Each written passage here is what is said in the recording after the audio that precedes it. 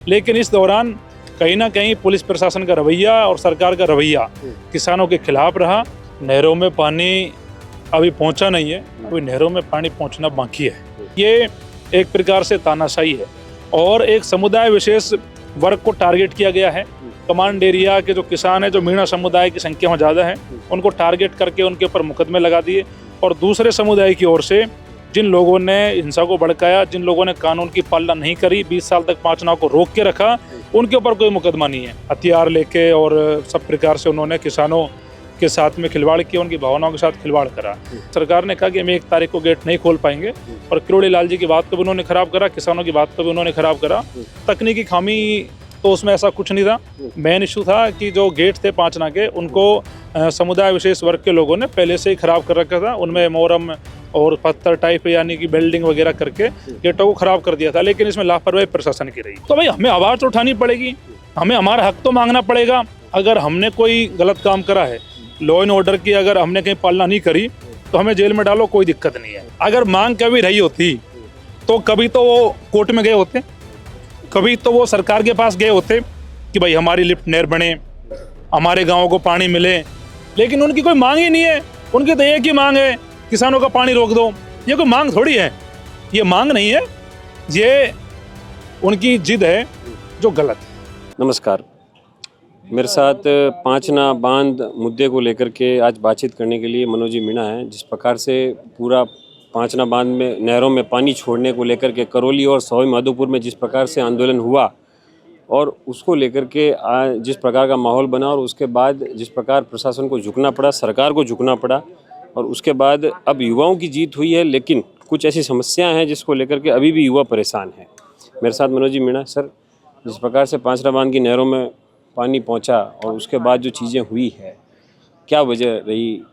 अब पुलिस क्या दबाव बना रही है, क्या चीज़ें हो रही है? देखो ऐसा है, नहरों में पानी अभी पहुंचा नहीं है, अभी नहरों में पानी पहुंचना बाकी है। और ये जो संघर्ष है, ये किसानों का 20 साल लंबा संघर्ष है। 20 सालों से किसान लड़ाई लड़ रहे थे कि किसानों को पानी मिले, पांचना बांध के गेट खोले जाए। और 20 साल से जिस बात का किसान इंतजार कर रहे थे, उसको लेकर किसानों ने सड़कों पर लड़ाई लड़ी, कानूनी लड़ाई लड़ी और न्यायालय से लड़ाई जीत के किसानों ने कहा कि हमें अब पानी मिलना चाहिए, लॉ एंड ऑर्डर की पालना कराई जाए और अब पानी को छोड़ा जाए। लेकिन कुछ समुदाय विशेष वर्ग के लोग पांचना बांध में जाके करीबन 20 साल से इस बांध को बंद करके बैठे हैं और लगातार न्यायालय के आदेश की अवहेलना करते रहें और लंबे समय तक धरने बैठे रहें, हथियार लेके। और सब प्रकार से उन्होंने किसानों के साथ में खिलवाड़ किया, उनकी भावनाओं के साथ खिलवाड़ करा। लेकिन जब आदेश की पालना नहीं हुई तो मजबूरन जो कमांड एरिया किसान है, उनको भी धरने पे बैठना पड़ा।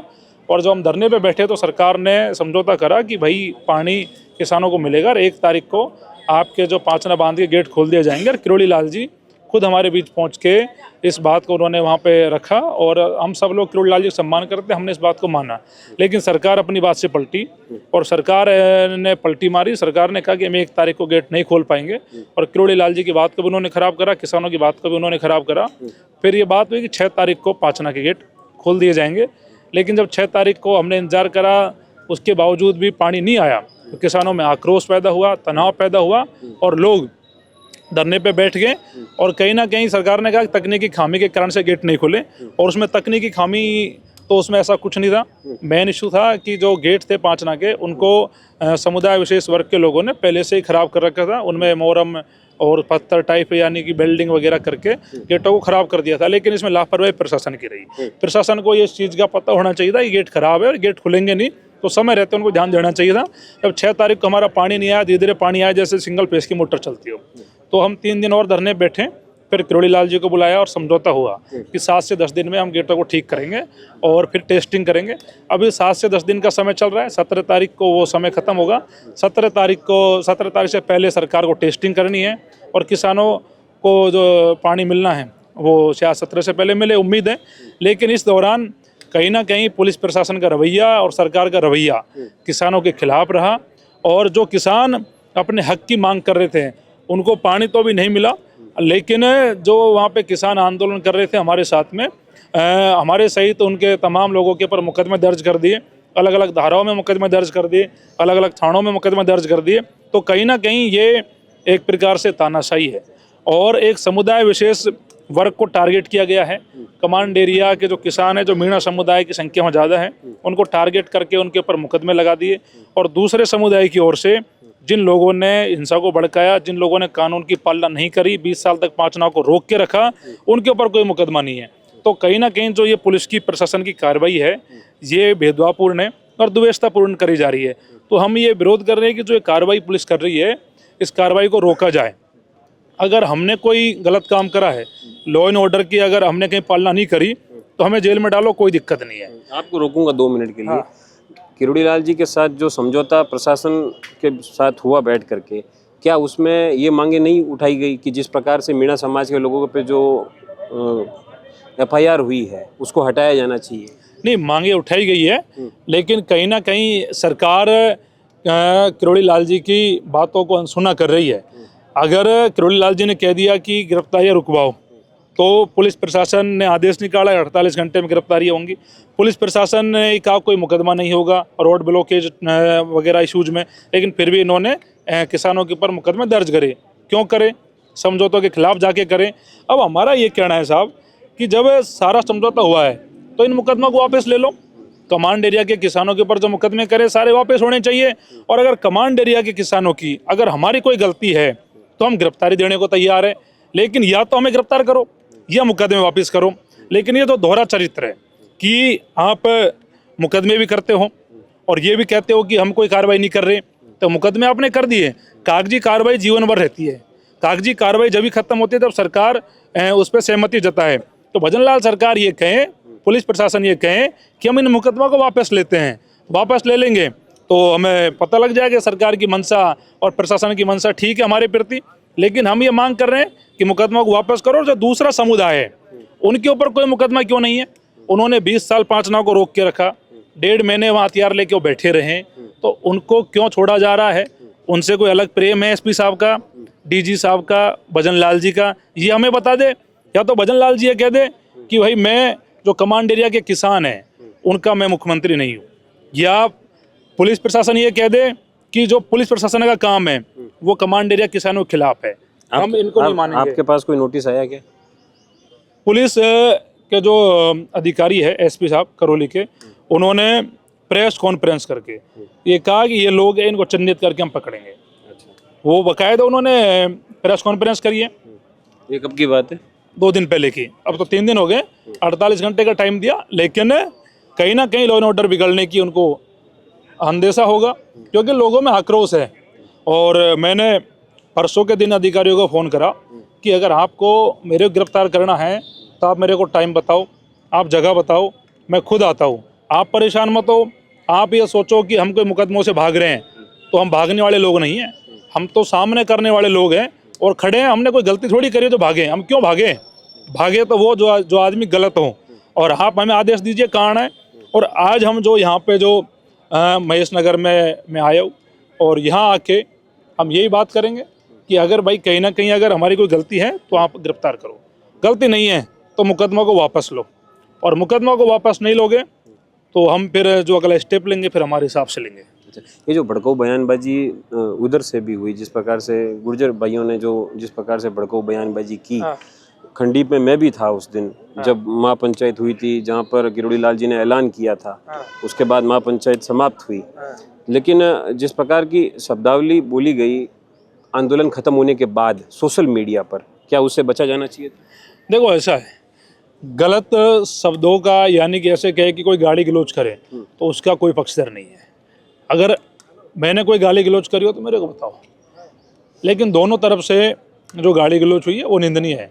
लेकिन मेरा ये कहना है कि हमारे सबसे बड़े नेता किरोड़ी लाल जी सम्माननीय हमारे लिए, और उस व्यक्ति को अगर माँ बहन की गालियाँ दी जाए तो हमारे लोग क्यों बर्दाश्त करेंगे? स्वाभाविक सी बात है कि अगर उधर से क्रिया होगी तो प्रतिक्रिया इधर से होगी, ये डेफिनेटली है, ये ह्यूमन नेचर है।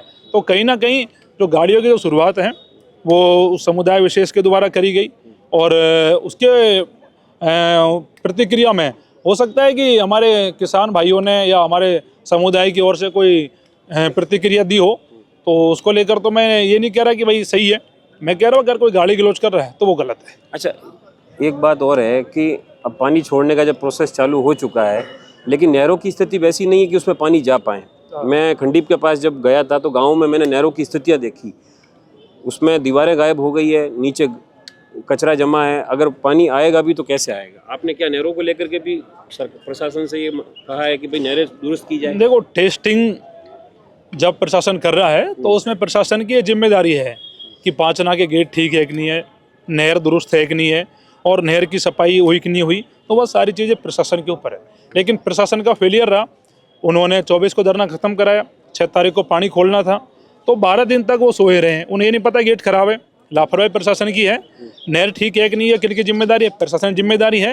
तो मैं कह रहा हूँ कि जो प्रशासनिक अधिकारी वहाँ पे थे, जिन्होंने ये कहा कि सब कुछ ओके है, उनके ऊपर कार्रवाई क्यों नहीं हुई जब 6 तारीख को गेट नहीं खुले? भाई जायज़ है, कार्रवाई उनके ऊपर होनी चाहिए। और मेरा तो ये मानना है कि कार्रवाई प्रशासन के अधिकारियों के उनके ऊपर भी होनी चाहिए जो कानून की पालना नहीं कर पाए। क्यों नहीं होनी चाहिए बताओ मेरे को आप? भाई वो लोग भी बराबर दोषी है ना। अगर ये जो तनाव पैदा हुआ दोनों समाजों में, इसका पीछे कारण क्या है? कारण यही है, कानून की पालना नहीं हुई। कानून की पालना होती तो तनाव पैदा नहीं होता। आपको क्या लगता है कि जिस प्रकार से गेट में जो तकनीकी खराबी है, कब तक ठीक हो जानी चाहिए?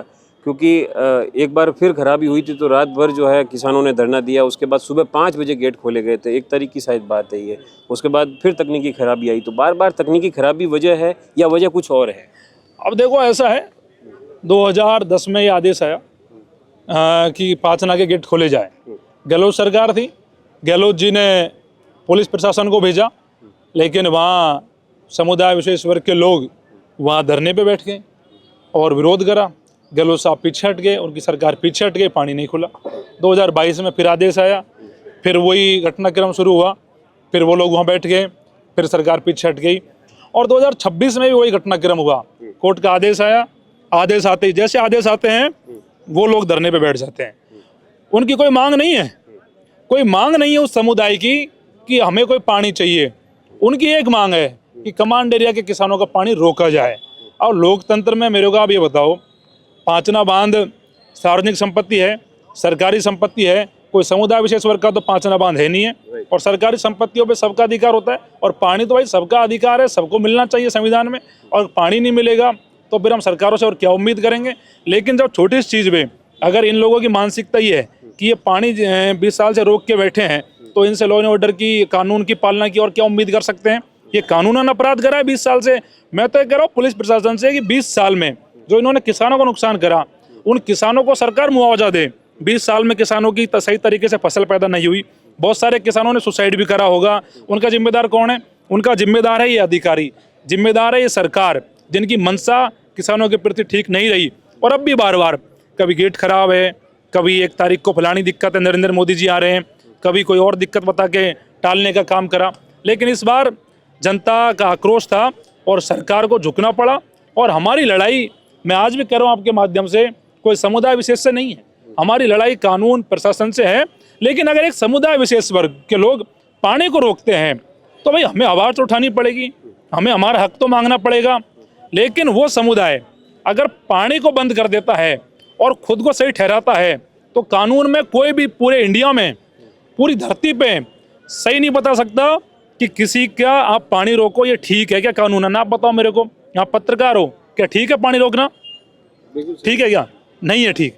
तो कहीं ना कहीं ऐसा है कि वो समुदाय विशेष वर्ग के लोगों से मेरा निवेदन है कि आप कानून की पालना करो और शिक्षा पे ध्यान दो, जिससे कम से कम आपको ये एहसास हो कि देश में अब कानून का राज है और देश संविधान से चल रहा है। और पानी रोकना कोई बहादुरी का काम नहीं है। पानी रोकना कानून के खिलाफ है, न्यायालय के खिलाफ है, मानवता के खिलाफ है। इन बातों को समझना चाहिए। उल्टा ना समझी करके वहाँ पे बैठ के एक समुदाय विशेष वर्ग के लोग किसानों को गालियाँ दे रहे हैं, ये कैसे ठीक हो सकता है मेरे को बताओ? और पुलिस मूक दर्शक बन के बैठी देख रही है, तो ये कानूनी रूप से ठीक नहीं है और ये लोकतंत्र में बिल्कुल ठीक नहीं है। और जहाँ हमारा देश संविधान से, लोकतंत्र से चलता है और इस प्रकार की बातें हैं तो गलत है। अच्छा, गुर्जरों की जो मांग थी गुड़ला लिफ्ट नहर परियोजना की, उसका भूमि पूजन हो गया, उसका शिलान्यास हो गया। अब क्या वो अब और क्या चाहते हैं? कोई मांग थी नहीं कभी। अगर मांग कभी रही होती तो कभी तो वो कोर्ट में गए होते, कभी तो वो सरकार के पास गए होते कि भाई हमारी लिफ्ट नहर बने, हमारे गाँव को पानी मिले। लेकिन उनकी कोई मांग ही नहीं है। उनकी तो एक ही मांग है, किसानों का पानी रोक दो।